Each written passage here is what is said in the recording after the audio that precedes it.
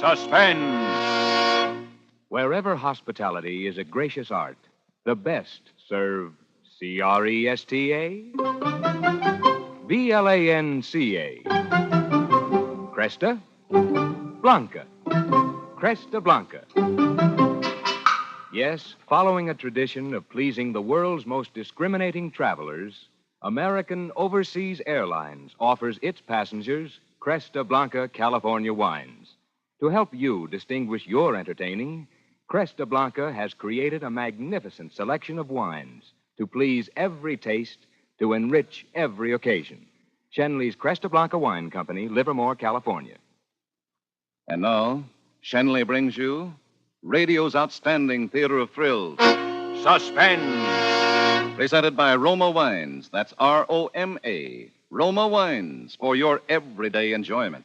Tonight, Roma Wines of Fresno, California bring you Miss Lynn Barry in Murder by an Expert, a suspense play produced, edited, and directed for Shenley by William Spear. I didn't want to hurt him.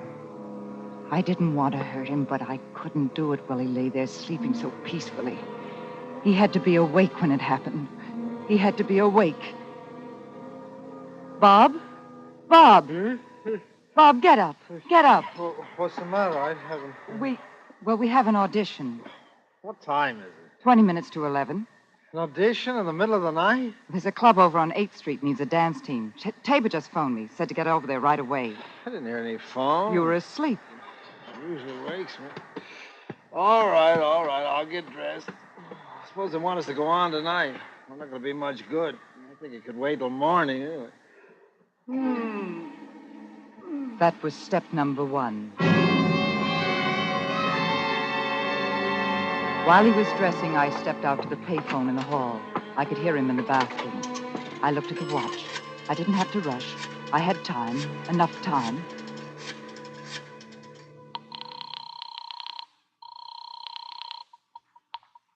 Yes? Hello, Jimmy? Was that you, Edith? Yes. Jimmy, we're battling again. I think this time it's the end. He's going to leave me. No, that's silly. Is he there now? Yes. Well, put him on. I'll talk to him. He's in the bathroom. He wouldn't come to the phone for me anyway. Perhaps it's best we split up. I don't know. No. Well, you're the best thing that ever happened to that kid brother of mine, and I won't let him do anything he'll be sorry for. Suppose I drop up there now and see him. I don't know, Jimmy. I'll be right over, kid. You just sit tight. Leave it to me. I've been managing that spoiled little brat for years. I'll be right up there. Yes, Jimmy. Step number 2.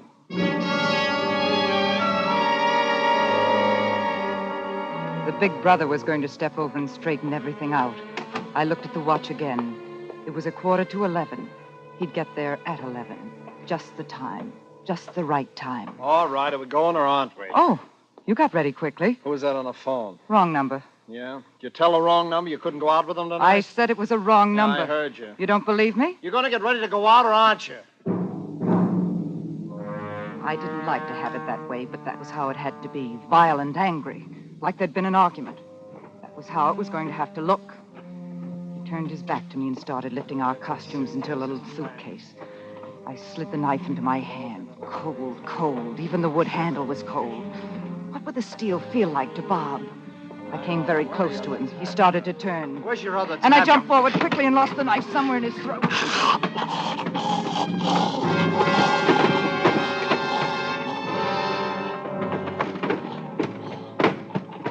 I hadn't meant to let the knife slip out of my hand that way. I stood quietly until he stopped driving. Then I reached down and lifted the knife up and wiped the handle off. I had to do that. Then I dropped it again. For a moment, I watched the blood soaking across the rug. I couldn't take my eyes off it. I was fascinated by it. Then I snapped awake. I looked around the room. I don't know what for. I'd taken care of everything, but I looked anyway. And then I saw it. The little pocket watch that George had loaned me for the timing, because everything had to be timed right, just right. I must have put it down there when I did it. I slipped it into my handbag, put on my hat and coat. It was 10 to 11. That was when he died. 10 minutes to 11.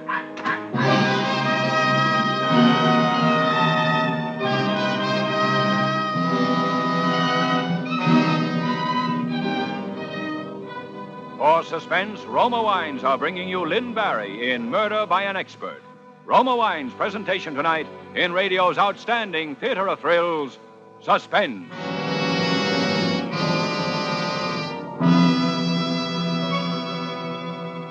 Suspense, radio's outstanding theater of thrills, is brought to you by Roma. That's Roma.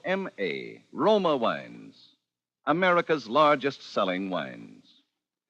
So cool to come home to.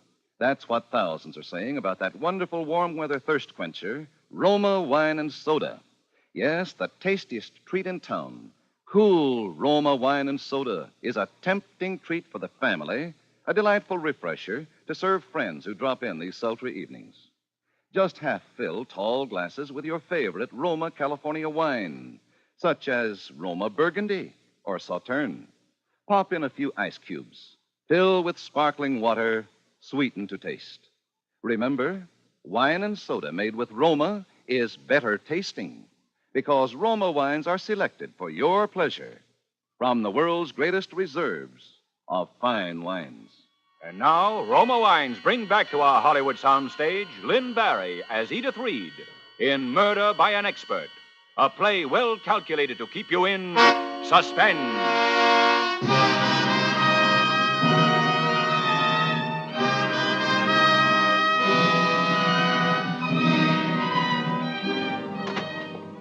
It was 10 minutes to 11 when I slipped out of the apartment. The timing had to be right, just right. That was when I'd killed him. 10 minutes to 11. I had to get away quickly now. It had to be the back stairs. I went down them as quickly as I could, my heart beating wildly. If anyone saw me, it was the end. I'd die in the chair for what I'd... Pinky, how shall we go down, Pinky? Stairs or the elevator? Huh, Pinky? Oh, Pinky wants to go down the stairs. No. Yes, Pinky? Oh, the elevator. Very well, Pinky, the elevator it will be. Pinky should have said so the first time. Come along, Pinky. I was trembling violently when I hit the street. Nobody had seen me. Nobody had seen me. I lost myself in the Broadway crowds. But all of a sudden, I didn't want lights. I wanted quiet and shadows. I cut across a park. I passed the apartment house once. There was no one around. I came back and dove down the stairway marked service entrance. I walked through the cellar. Edith, here, over here. Oh, George. Did anyone see you come in? No one. I'm sure no one did. Oh, George. Come on, up the stairs here. I thought we might use a service elevator, but it's too risky. It's only one flight up. Steady now. Corridor's clear. Come on, come on.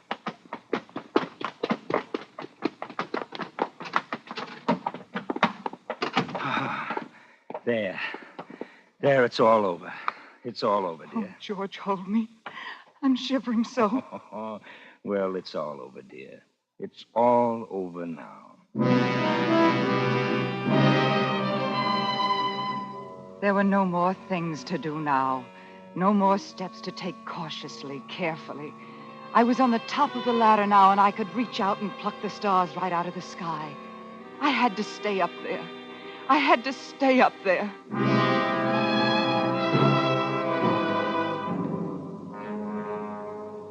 I wasn't nervous at all. Wow. You'd have thought I'd been doing that sort of thing all my life. Oh, you're wonderful, Edith. All I remember is the blood on the carpet. It'll have to be cleaned, you know. Mm-hmm. We will be happy now, won't we, George? Oh, that will be the police. Oh, I'd forgotten. I was thinking it was all over. It's just this little more. Do you feel up to it? Oh, I'm all right, dear. I'll be fine. You'll see. I won't throw it all away now. Open the door. Miss Reed? Yes? We're from the police department, Miss Reed. The police department? What? Well, Miss Reed, your husband's had an accident. Bob? Tell me. Tell me. He's been stabbed, ma'am. He's dead. Bob? What? We'd like to have you come down to headquarters to identify him and... Bob? Oh, no. Oh, no, no.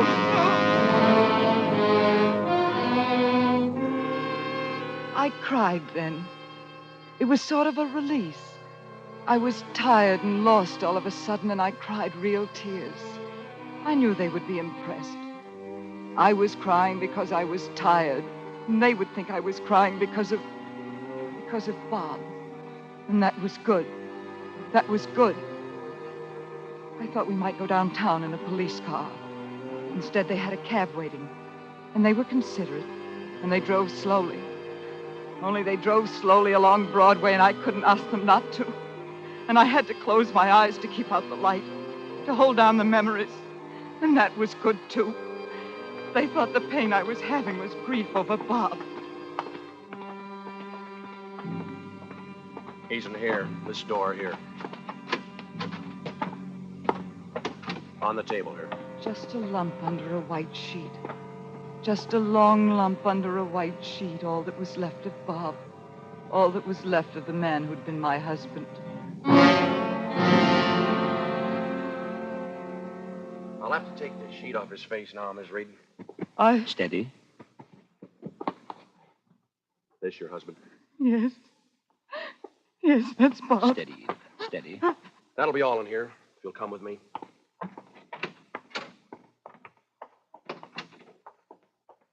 You'll come in here. What? It'll only be for a moment, I'm sure. This is Lieutenant Milgram in charge of the case. This is Miss Reed. Oh, Mrs. Reed. Now, won't you sit over here? Thank you. I know you must be under a terrific strain, and I won't keep you any longer than I have to, Mrs. Reed. I'll make things as easy for you as I can. And this is George Lee. How do you do, Mr. Lee? How do you do? We've all been terribly shocked by this. Yes. Who would want to kill Bob? He had no enemies. Was it robbery or... No, I'm afraid it was no robbery. But then what? You went out tonight. Yes. Early? Yes, at about 7. I don't know the exact time. Close to 7. The doorman would know. As we asked him, he said 7. When did you return to your apartment? I hadn't been home all night. Where were you? Well, she was at my place. You must know that. Your men picked us up there. Uh-huh. Yes. Yes, she was with me. Oh, on business, I assure you. Mr. and Mrs. Reed were two of my dearest friends. I'm a dance director. I was working with them on a routine. He had wanted me to say I'd been in another man's apartment. He had wanted me to come right out and say it. Cops thought it was unnatural to be too good. They became suspicious if you were too good. There was a leaky water faucet that kept dripping somewhere in the room. And you stayed in the apartment till now? Yes, of course. I see. What time did you get to Mr. Lee's apartment? About 7:15, I guess. Doorman up there? Yes. Suppose he saw you go in? Yes. Oh, look, Inspector. Lieutenant. I'm sorry, Lieutenant. You're not thinking that Edith here could have had anything to do with this horrible thing? I didn't say so, did I? Well, I can assure you that Mrs. Reed did not stir from my apartment all evening. Uh-huh. Well, before you left your own place, Mrs. Reed, you asked a neighbor to go into your apartment at 11 o'clock and wake your husband up, didn't you? Yes. Bob was supposed to come with me to Mr. Lee's, but he had a headache and said he would lie down for a while. Try to sleep it off and join us later. I asked Mrs. Ryan to drop in on him at 11 and wake him. Uh-huh. I knew he would sleep it out if I left him alone, and I did want to get this routine finished. I see. Mrs. Ryan didn't stab him. No, Miss Ryan didn't stab him. She went in at 11, as you told her, and she found Mr. Reed lying on the rug and someone standing over him with a knife in his hand. Who? What? Who? Joe, ask one of the boys to bring in, Yes, sir.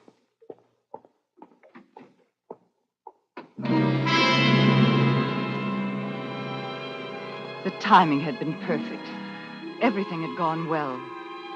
I was aware that I wasn't shivering anymore. I was complete master of myself now. I had nothing to be afraid of now. Why, he'd even picked up the knife. Edith! Oh, Edith, thank heaven. Jimmy, what? Edith, will you tell these guys what's what? They seem to be in some kind of a fog. They think I killed Bob. I don't know what's happening to me, but... Easy. You don't mean he. Yes, he's the fellow Mrs. Ryan found with a knife in his hand, his own hunting knife. Oh, no, that's impossible. Bob was his brother. Jimmy, I know you didn't do it. Well, of course I didn't do it. Tell them about the quarrel. Tell them about the phone call. About the quarrel? The phone call? Yeah, tell them that I was sort of a misfix-it for you two when things got out of hand. Tell them how I felt about Bob and you. What quarrel, Jimmy? What phone call? What quarrel? Well, the one you had tonight with Bob. I? What's the matter? Tell them about calling me up. Jimmy, what are you talking about? What am I talking about? You called me tonight from the apartment and said you and Bob were splitting up and... Well, why are you shaking your head? I just don't know what you're talking about, Jimmy. Bob and I didn't quarrel. I didn't call anyone. What time did the call come? Oh, about 11:15, and around that, I said I'd be over and try and straighten things out. Mrs. Reed was with you at the time? What? Why, yes, certainly. Did you make any calls? No, none. Edith, for heaven's sake! Was anybody with you when you got the call? No, I was in bed. It was your knife, wasn't it, Mac? Oh, yes, but I don't know how it got to Bob's apartment. It was there when I got there. Bob was dead when I arrived. You quarreled with your brother on occasion, didn't you? Not quarrel. No, I was the older brother. I had to straighten him out once or twice. Mrs. Ryan says you often quarreled with him. Oh, they weren't quarrels. Edith, she used to call up when things went wrong, and I'd hustle over and help out. I had a lot of influence with Bob. I tell you, Oh, Edith, you're kidding with me. Tell him how I felt about Bob. Go on, tell him. You killed him. You killed him. Edith! I told you I loved him. I told you that the last time you asked me to leave him and go with you. I told you that the last time and the time before that and the time before that. Edith, you... You mean he and your husband quarreled over you? Yes. Edith, you don't know what you're saying. You had to kill him. Love you. I hate you. I hate you. What? I'll die hating you. She's crazy. You're lying or Take him something. away. Edith! Edith!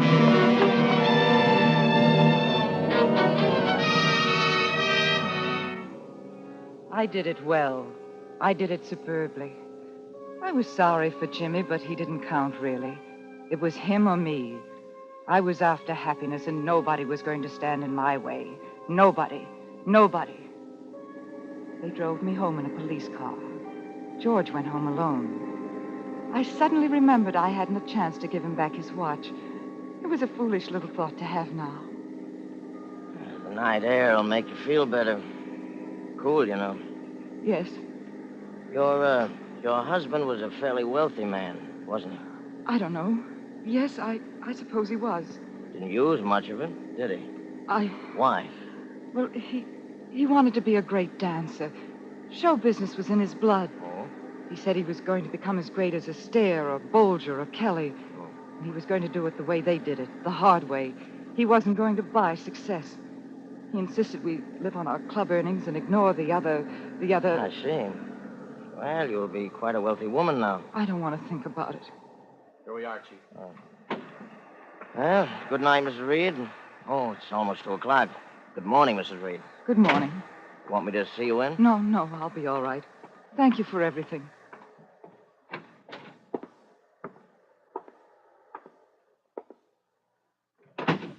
Oh, good evening, ma'am. Hello, Joseph. 6, please. I'm sorry Thank you, about Joseph. you're not going to sleep up there, are you? Yes, Joseph. There's nothing to be afraid of. When you love someone the way I love Bob, it... Oh, yeah, I understand, ma'am. You're right. Oh, here we are, ma'am. Thank you, Joseph.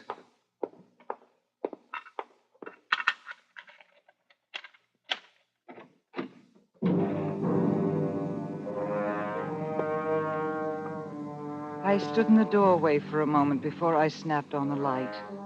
I thought I could smell the death in the air. They do in novels. But there was nothing. Nothing. I snapped the light on and closed the door. The police had cleaned the room nicely. There was only the spot on the rug. Only the blood on the rug. There was nothing here to be afraid of. No voices, no ghosts, nothing. I was tired. I needed sleep badly. I went into the bedroom and locked the door and tried to sleep. Can you be so tired that you can't sleep? Can't even force an eyelid down over your eye? Can you be that tired? And the blackness and the quiet, they seem to be smothering me. And then I heard it. At first, I didn't know what it was. I wasn't frightened. I just didn't know what it was. George's watch, of course. The little pocket watch he'd loaned me in my handbag on the bedside table. How silly. They sound so loud in an empty room at night. I snapped on the light. It wasn't that I was afraid. There was nothing to be afraid of, not really. But suddenly I was just a lonely little girl. I didn't want quiet now. I wanted to hear voices, happy sounds, happy noises. I wanted George. I needed to be with him. I needed terribly to be with him now.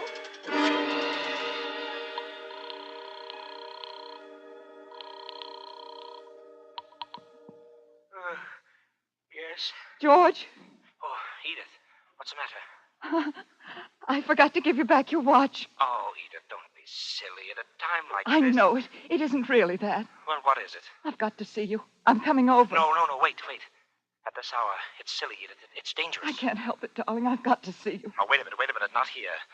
There's a little place on 7th Avenue, an all-night lunch place near 40th. Dillard's, I think it is. Right away. All right.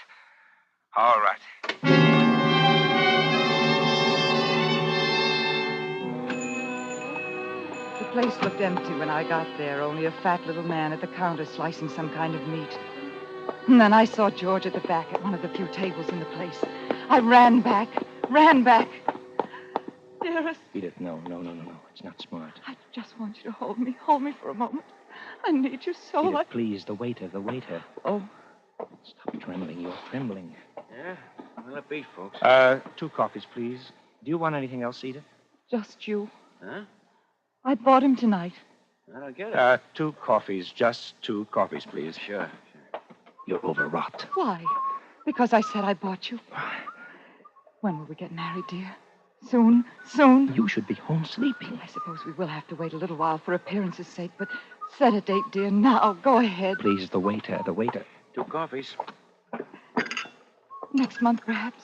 In June. Edith, please, let's discuss this whole thing tomorrow in the sunlight, when things are normal. In July, then. Sometime in July. What's the matter, George? When, then? I can wait, darling. I've waited this long. Let's get out of here. No. No, George. I'm not going to move until you answer me, George. When are you going to marry me? Never. I'm not going to marry you. You're joking. Don't joke with me, George. I'm not going to marry with you. Now, I don't want to tell you this now, but maybe it's better. Maybe the quicker we get things straight, the better. Get things straight? Please listen to me. Edith, you're a rich woman now. You've got a lot of money out of tonight. You got rid of him at a nice profit. So why not look at it as a good business deal and nothing else? I don't understand. A good business deal for both of us. We both took chances. George, I don't... I want half of what you inherit, the insurance and such, for my silence and my lies and my general help. I'm not in love with you, Edith. I never was. I needed the money. There's someone else? Yes. There always was, even while... Yes. And you want to blackmail half of my money to finance you and someone else. A business deal. The whole thing was just a business deal. Please. That's very funny. Bob wouldn't give me a divorce, and even if he had, I'd have gotten no money. And you and I would have needed money to live on. So I killed him.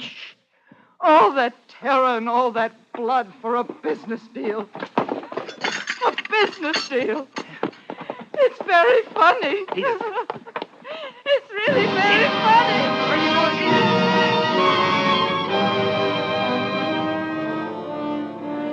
I got out of there somehow and back to the apartment. Oh, I knew what I was going to do.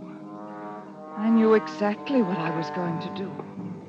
I took the little watch out of my handbag, the little pocket watch that George had loaned me so that everything would go right, just right. The little watch with his initials on it and the inscription from his father. I held it in my hand a moment, listening. Then I set the hands back to 10 minutes of 11. The exact time. The time he died. The time I killed him. Then I put the little watch down on the floor and ground it under my foot. I picked it up and listened. It was stopped. Broken and stopped. Stopped at 10 minutes to 11.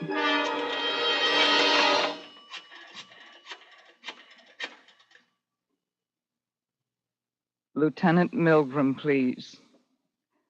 Lieutenant, this is Edith Reed. I lied to you, Lieutenant. George did it. We planned it together.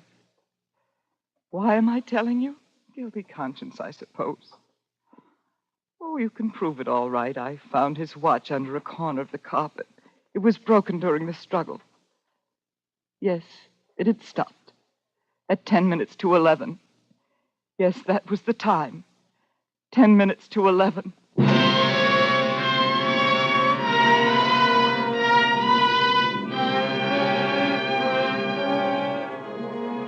It's terrible to love someone as much as that. I wonder if the other one loved him that much. But he'll never know now. And I suppose he'll never forgive me. George will never forgive me.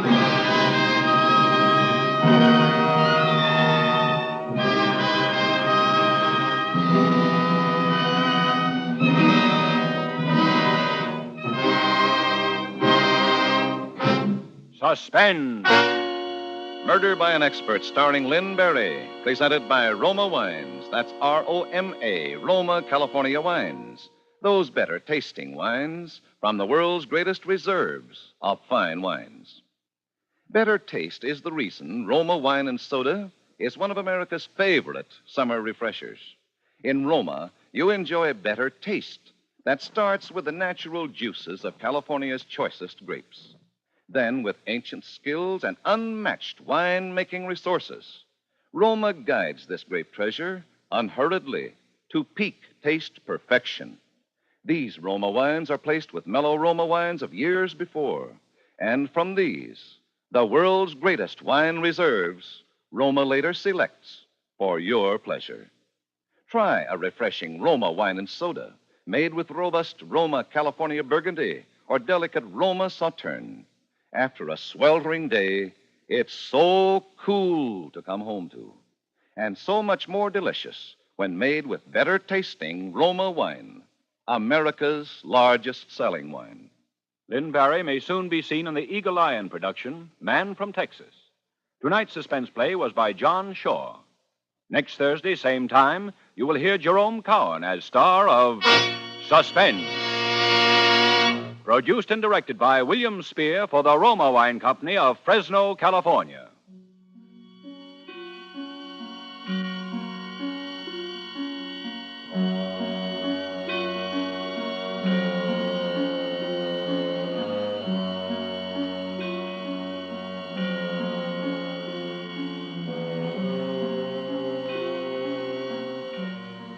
Stay tuned for the thrilling adventures of the FBI in Peace and War, following immediately over most of these stations.